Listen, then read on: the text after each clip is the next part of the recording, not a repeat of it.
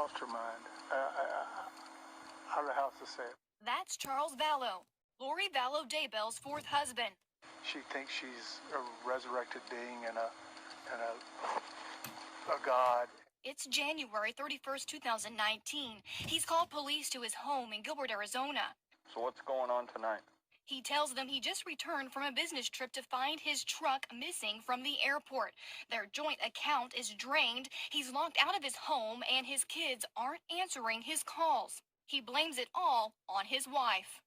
Yesterday was a threat to kill me. Okay. What did she say yesterday?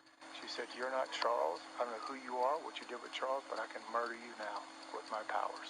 Less than 6 months later, Vallow was shot and killed by his estranged wife's brother, Alex Cox. Even more chilling in hindsight are Vallow's comments about the children.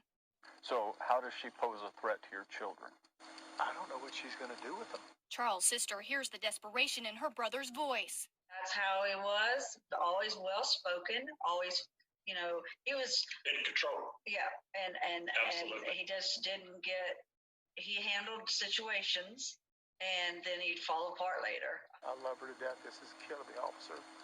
Oh, I can understand. Our 13th anniversary is next month. We've done had a great marriage.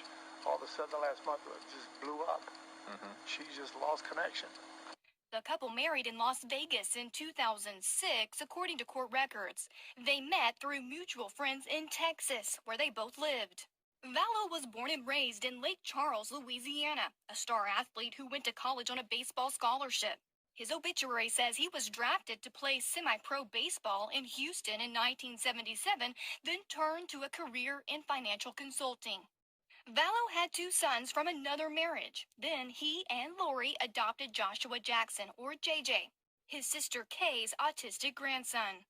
On January 31st, 2019, Vallow told police he tried to find Lori at JJ's school and ended up taking Lori's phone. How did you get her phone? Because it was in the car this morning when she pulled up to school. I took the keys out of her purse out so she couldn't leave.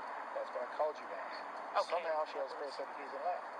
Little did Vallow know that on the same day, his wife went to police with her own complaint about him. He's mad because I took the money out of our account. It's a joint account, so he wants me to give him money. This blurry video shows Lori's daughter, Tylee, next to her at the police station.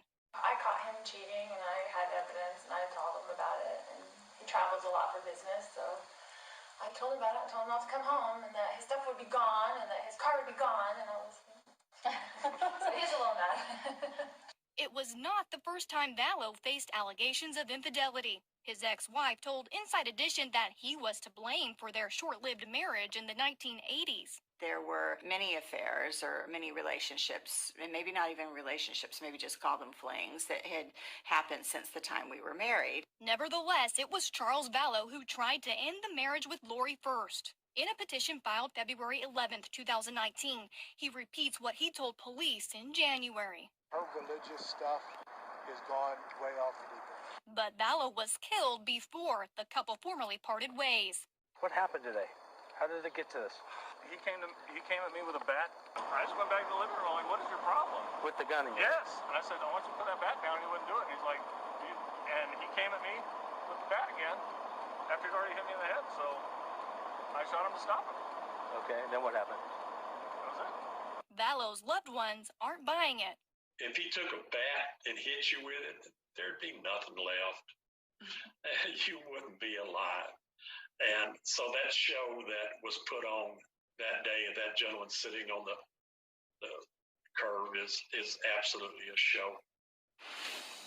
Today, we checked in with Chandler, Arizona police on the latest in the investigation into Charles Vallow's death, and they tell us it's still an active, ongoing investigation. They say that Lori Vallow is a person of interest, a strong investigative lead into the death of her fourth husband, Charles Vallow.